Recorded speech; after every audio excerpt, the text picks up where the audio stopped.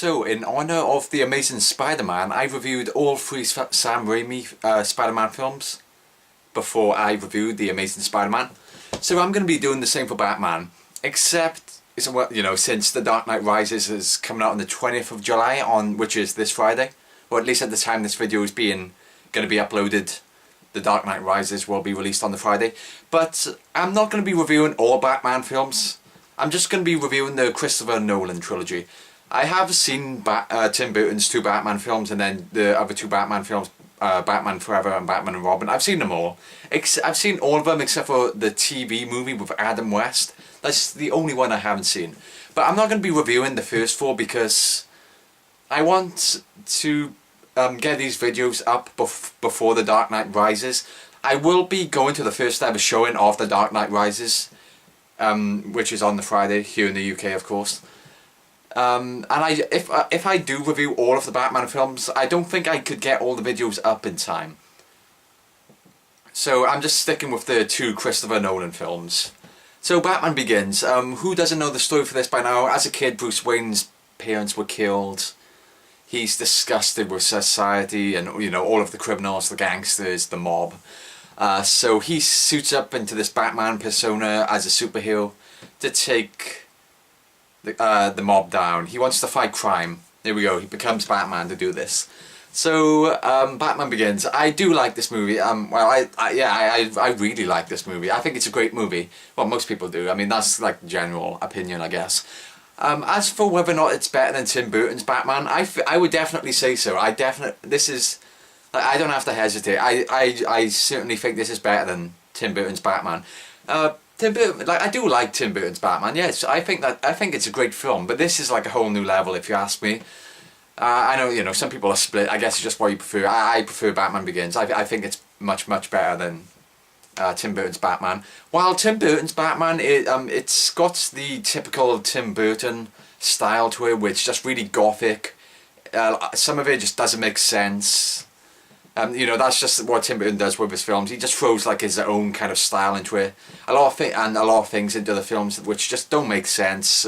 It's just there for eye candy, that kind of stuff. So this film is a lot different. It's played a lot more seriously and more realistic and a lot darker than Tim Burton's film. Tim Burton's film was kind of dark and because it was like gothic styled. But in terms of what happens to the characters and such in this film, I feel as if this film is a lot darker. And of course it's a lot more serious and a lot more realistic as well.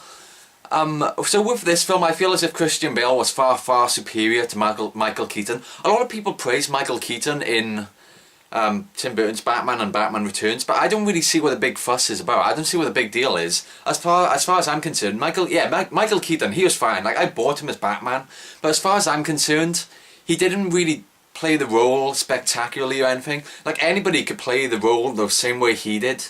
I don't see, like, a lot of people really praise him, like, a lot. I just don't see what the big deal is, to be honest, with Michael Keaton. He was good, sure, but I just can't, I can't give him a lot of credit.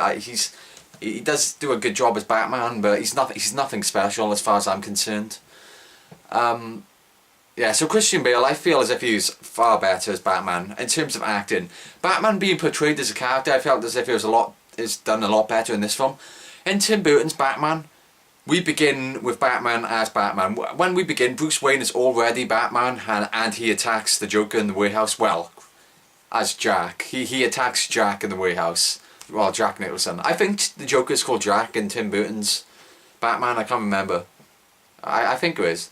Like, yeah, okay, I think it is. But anyway. Yeah, so Bruce Wayne is already Batman at the start of the Tim Burton film.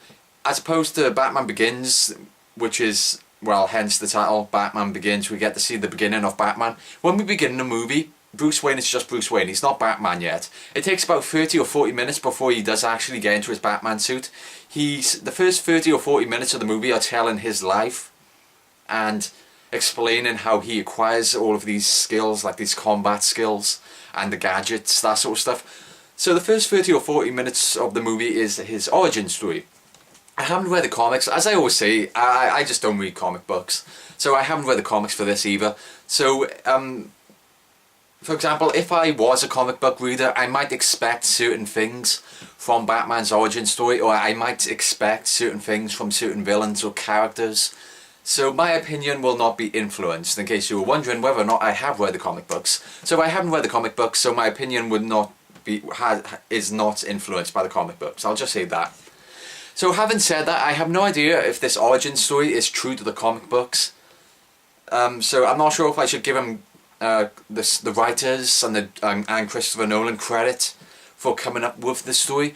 I'm not sure if they just ripped it, copy and pasted it directly from the comic books, or whether or not they made it themselves. So if they did make it themselves, kudos to them, because I do like the origin story. It's entertaining to watch, it's interesting to watch. It's not one of those superhero movies where you're sitting there through the origin story and you're just sitting there waiting. You're like, come on, just get into the Batman suit already. Just get to the superhero part. This origin, you know, like some superhero movies might have boring origin stories where you're just waiting for the character to become the superhero, and you just want him to beat up a bunch of bad guys, and that's the only interesting part about the movie. But with this movie, it's not. The origin story is really interesting. Bruce Wayne as a character is far more developed than the Michael Keaton character. Like, come to think of it, I can't really think. Come to think of it, as for, Michael Keaton, I wouldn't say he's one-dimensional. I'm not quite sure. I haven't seen the film for a while, but as far as I'm concerned, they don't give him much development. You don't really get to really know much about him, I guess. Like, what motivates him to be Batman, that's never really explained as far as I can remember in the Tim Burton Batman. You get a one flashback sequence where his parents are murdered by the Joker. By Jack Nicholson in the flashback. That comes like halfway through the movie, or 3/4 through the movie. But that's really, like, that's the only, if you could even call that one flashback scene an origin story, it still doesn't explain why he becomes Batman. It just doesn't really go into that. As opposed to this film, where we clearly get why Bruce is becoming Batman, we get his motives, we understand why he's doing this, and how he became Batman, like where he's getting these gadgets and these combat abilities from. As opposed to Michael Keaton, where he already has the Batcave, the Batmobile, the suit, these fighting abilities, but we never learn, we never discover how he got these abilities or these gadgets or anything like that. As opposed to this film, I mean, it's a Tim Burton film, so it's unrealistic as hell. It's part of his style, but if you're more into that kind of stuff, I guess you would enjoy the Tim Burton Batman a lot more. But if you're more into the realistic stuff and you would like to know how the hell does Batman know all of these like extraordinary fighting abilities, I guess you would enjoy this movie more. So yeah, Bruce Wayne is a lot more developed than the Michael Keaton character in this film, in Batman Begins. I feel as if his character was handled a lot better in this film, and it's fun seeing him not as Batman as well. I mean, this movie, the story is where it's at. I mean, Batman beating up a bunch of thugs should be cool, but in this film, it's not that cool. I mean, the fight scenes in this film, I felt as if they weren't too well done. The final fight scene on the train was okay. That was fine. I was okay with that. The most exciting or interesting action scene in the whole entire film, in my opinion, would be when Batman is in the Batmobile and he's being chased by all of the police with Rachel in the car with him. That's probably the most interesting action scene in the whole entire film. I mean, for the most part, the action scenes are pretty mediocre. Like, that chase scene was well done. It wasn't anything amazingly spectacular, but it was well done. It was interesting enough. But for example, when we first ever see Bruce in the Batman suit, he beats up like a bunch of, like, 10 criminals. They've all surrounded him in a circle, and he's just beating them all up. You can't tell what's going on. The camera's really zoomed in. You can't tell what's going on. Like, I had the same problem with The Amazing Spider-Man. Like, the fight scenes were badly directed. Well, the first fight scene in the subway train was badly directed, and now you couldn't really tell what's going on. It's the same with this. I feel as if they weren't. I felt as if Christopher Nolan or whoever decides on the fight choreography couldn't come up with an interesting enough, like, fight choreography, like a fight. Like he couldn't come up with a creative enough or interesting enough fight choreography, so he basically said, oh, just fuck it, let's just have the camera zoomed in on Batman a lot so you can't tell what's going on. So the fight scenes or action scenes at least aren't too interesting, and even when Batman's taking them all out through more of a stealth route at the asylum, even that's not really interesting to watch. That's kind of lame. But this film isn't about the action scenes, it's more about the characters and the story. And the story and the characters are great, like they're all well done. The acting's great. We got Liam Neeson, who's awesome as always. We got Christian Bale, he's awesome as always again. Who doesn't love Christian Bale? Especially after American Psycho, that guy, you just can't go wrong with Christian Bale. Who else is there? Of course, Morgan Freeman, Michael Caine, awesome as always. Well, I haven't seen Michael Caine in any movies aside from Batman Begins and The Dark Knight. Apparently, he's a well-known actor, so I have no idea what other movies he has been in though. But he's likable in this movie. He's the butler. He's Alfred the butler, Bruce Wayne's butler, and he's really likable. He seems like a cool guy. Same with Morgan Freeman as well. He just seems like a really friendly dude. That he's just really likable as well. What else is there? How about the villain, Scarecrow? So there's two villains in this movie. I guess you could say three if you want to count the mob, like the boss of the mob. Like I think his name is Falcone. I guess you could count him as a villain as well, but I'm just gonna ignore him. Like whatever. Scarecrow. So I'm not going to say who the other villain is in case you haven't seen the movie. Most people have seen this movie by now, and if you've read the comics, you'll know who the villain is anyway in this movie. But I'm not going to say who the other villain is just in case you haven't seen the movie and you're not familiar with the comic book. So it'll come as more of a surprise or a twist to you when you do watch the movie. But the main, well, not the main one. Like the other guy is the main villain, but I can't say who he is because it's kind of a spoiler. But the other villain, which is featured throughout the movie, is Scarecrow, aka Dr. Jonathan Caine. He's played by Cillian Murphy or Cillian Murphy. I'm not sure how to pronounce his name. I always pronounced it as Cillian Murphy. But Cillian Murphy, I really like Cillian Murphy. I really like him as an actor. I really like him. I've seen him in quite a few movies, and I think he's a great actor. I really like him, and he does a great job as playing Jonathan Caine, aka Scarecrow. And Scarecrow, he's just a cool villain. I love the mask. The mask looks great. And I felt as if Cillian Murphy did a great job of playing Caine. I mean, he just plays the part well. The character is a psychologist, but you can see that Cillian Murphy is kind of trying to play a regular guy, but there's kind of a hint of him being psychotic as well. You can tell he kind of seems like a normal guy, but Cillian plays it in a way where you can kind of tell this guy has a few screws loose, but he plays it kind of subtly, like a bit subtle. So you can't really tell this.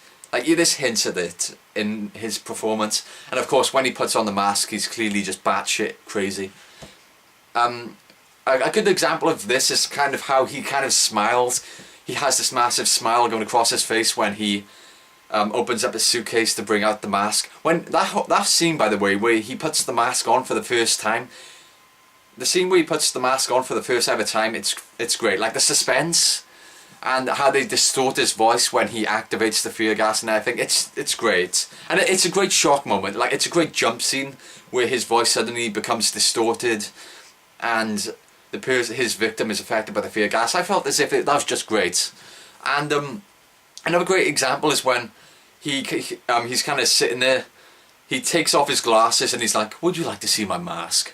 And then like his facial expression and everything and his tone of voice, everything changes as soon as he says that. It's like he's just suddenly descended into being a psychotic psychologist who's about to wreck some guy, who's about to mess up some guy's life, basically. Like how his facial expression and the tone of voice he uses suddenly changes when he says, "Would you like to see my mask?" I really like that. That's just a great moment, I felt. And yeah, all in all, he's a cool villain. I am of the opinion, like a lot of people think this, I think as if he was kind of downplayed. He's a really cool villain. In this movie, he's great. He's a cool villain. I just felt as if he should have had a bigger part or had more screen time, I felt. But I guess the less you see of a villain, the more effective the villain is. I guess you could go with that, which is what makes him such an effective villain. But I feel the way his story is resolved is really lame.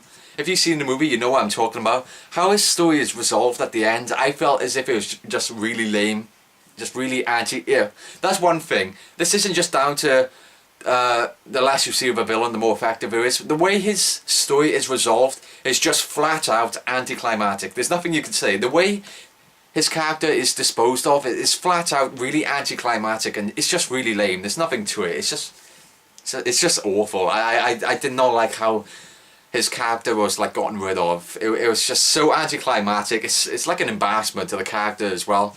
I was like, oh my, I was just really disappointed. But from what we do see of Scarecrow, he's really cool. He's an awesome villain. What else? Oh yeah, how about the one-liners or the humour of the movie? The humour of the movie, for the most part, is okay. It's fine. Like Alfred saying, "I really hope you're not from the fire brigade," or what is it? What is that word? Let's just say the fire department. When he knocks the guy out and he's like, "I really hope you're not from the fire department." That line worked. I felt as if that was a good line. It worked as a comedy line. Or what's the point of all those push-ups if you can't lift a bloody log? He says that as well. That's great. I felt as if that was fine. It has one or two moments, jokes which I wasn't a fan of. Like, this isn't a joke, but it's just like a really cheesy moment. Batman is climbing up the side of a building, and then this kid is on the balcony of his apartment, and then he sees Batman and he's like, "It's you, isn't it? My friends don't believe in me. My friends don't think you're real." And then Batman just throws him one of his gadgets as a souvenir, as a gift to the kid, and then he keeps climbing. I'm just like, what's the point of that scene? That doesn't come up later on in the film whatsoever. So I'm just wondering, what the hell was the point in that scene? Him just chucking that gadget to the kid. Like, it wasn't funny. I guess it was supposed to be cute, I guess. I don't know. But I didn't like the moment. I also don't like how Batman keeps disappearing. I haven't seen Batman Begins for a while, so I can't remember if he does this a lot. It's done a lot in The Dark Knight, that's for sure. But in Batman Begins, I can only think of one moment, to be honest. But it's when he's speaking to Gordon. He's just talking to him, and then he's like, and then Gordon says something like, "A lot of people think you're dangerous," and then Batman's like, "What do you think?" And then he's like, "I think you're just trying to help," and he looks away. Then he looks Batman, like he looks back, and Batman has disappeared, and then he's like, "But I've been wrong before." The line was fine, but I'm saying Batman just disappearing like that, it's just kind of cheesy. I'm not sure, it felt kind of campy to me, and it didn't fit into the whole serious nature of the film. Like, the jokes worked with the film for the most part, even though the film was trying to be serious, but the jokes didn't really detract from this or anything. Like, they were fast paced enough, and we didn't linger on the jokes long enough to detract from the serious kind of nature of the film. But I felt as if like the moments like that was kind of campy, where he disappears, like Gordon looks away for a second, then he's disappeared. I felt as if those kind of moments were really lame. Yeah, that kind of stuff just sucked. Another joke I didn't like was when Gordon says, "I've got to get me one of those," after seeing Batman's car drives past. Like, how many times have you heard that line in the movie? I can't think of any off the top of my head, and I'm not going to spend half an hour just sitting here trying to think of like movies where this line was used. But I'm pretty sure this line is used a lot in movies as jokes, and it's just a really lame joke at this point. It's used way too much. I'm not a fan of that joke. The special effects are fantastic. There's a lot of CGI. There's a bit of CGI. There's not a lot. But stuff like the car chase looks great. Like the car chase through the city in the Batmobile, and the explosions, everything looks really good. I wasn't a fan. Some of the shots, like overhead shots of Arkham Asylum, particularly towards the end of the movie, look fake as hell. I mean, you can tell it's CGI and it looks pretty bad. But aside from that, the special effects for the most part are fine. What else is there? I think I'm kind of running out of things to talk about here. Action scenes are fine. The music, the score for this movie is great. I really like the score. Yeah, that's all I really have to say. There's some like memorable beats or like scores or pieces of music in this film, let's say. I like Batman's voice as well. I mean, you appreciate this voice after how it is in The Dark Knight. I've just remembered one thing. Another moment, you know, going back to how Batman disappears, like Gordon looks at Batman, he's there, he looks away for a second, he's disappeared. There's an even more insanely ridiculous moment earlier on in the film where he's in front of Rachel. I shit you not, if you haven't seen the movie, I gotta describe this to you. So, Batman throws these pictures, which is evidence for this, to put this mob boss away in prison. So he throws these pictures on the floor, and he's talking to Rachel, like Rachel's in front of him, and So he throws the pictures on the floor for her to pick up, and Batman's right in front of her at this point. So she leans down, picks them up, and then literally she goes like that, picks him up, looks up, and then he's disappeared. Like she's looked away for like a split second, and he's just gone. I felt as if that was just like the most ridiculous part of the film. I really did not like that moment. It's pretty bad. How about the one-liners? There's not much one-liners. But there's some, the one-liners that there are cool for the most part. There's one thing, the one one-liner which I didn't like, which Scarecrow had, was something like, he affects Batman with his fear gas in this apartment that he's about to burn down, and then he kind of finishes off, he's like taunting Batman, like, you're a guy who takes himself too seriously, have a drink, take a seat.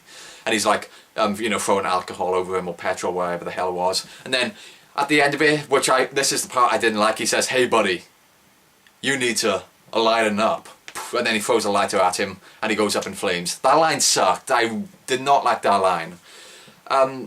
Batman's line towards Scarecrow in the asylum scene was awesome though. I really liked that. I felt as if it was badass. It wasn't cheesy, it wasn't cringy, it was just badass, and it just worked so well. Like, it was a moment where, like, it's a one-liner which easily could have sounded really cheesy because of what the line actually is, but the tone of Batman's voice when he uses it, and the shot, and what is happening at the time when he uses it, it just sounds so badass and just appropriate. Like, when Batman says it, you as an audience member are just like, hell yeah! Like, you're kind of like along with Batman when he says it. It just sounds really cool. And at the end of the final fight scene in the train, I'm not sure if you would classify this as a one-liner, but Batman says something to the villain, the secret villain, at the end of the fight on the train, which I felt was awesome. I really liked the line. I'm not sure if you would classify it as a one-liner, but it sounded really good. I really liked it. And that's all I have to say about Batman Begins. I had a little jump cut there. I want to kind of stop to think if there's anything else I could talk about. But yeah, so Batman Begins, it's an extremely entertaining movie. It's a lot more darker, it's a lot more serious than the Tim Burton movies. And let's face it, this is quite an achievement, I feel. Because you have a movie about a guy who dresses up in a bat costume to take down criminals, but it's presented in a really serious way, and it works. It works though. It's done really well. The humour in the film, it's decent. It works for the most part. There's a few pretty badass one-liners. Scarecrow has one pretty shitty one-liner, which was kind of cringy. All of the acting is solid throughout the whole entire film. Batman, Christian Bale is far superior, as opposed to Michael Keaton as far as I'm concerned. The origin story is interesting to watch. It's really well done. The fight scenes are pretty mediocre. The chase scene between Batman and the cops is the most interesting action scene in the whole entire film, if you ask me. And even then, it's nothing spectacular, but it's good though. It's not awful. It's good. Like, none of the action scenes are awful. I wouldn't go as far as to say they're awful, but for the most part, they are pretty mediocre. This film is more about the story and the characters, and they are handled really well. And it's just a really it's a clever, really entertaining movie. Just check it out if you haven't seen it already. Watch the Christopher Nolan films. Ready for The Dark Knight Rises. I'm really excited for The Dark Knight Rises. I'm going to be watching that at 5 AM. In America, for the most part, they have midnight showings. But here in the UK, for this film, the earliest showing is a 5 AM showing. And I'm excited for it. Yeah, this Friday, I can't wait for Friday. I'm really excited for The Dark Knight Rises. Okay, so next review is going to be The Dark Knight, of course, followed by The Dark Knight Rises. So yeah, that's my thoughts on Batman Begins. Awesome movie. I think it's yeah, I would say it's better than Tim Burton's Batman. I'll just say that, it's better. It's a great movie. I really like it.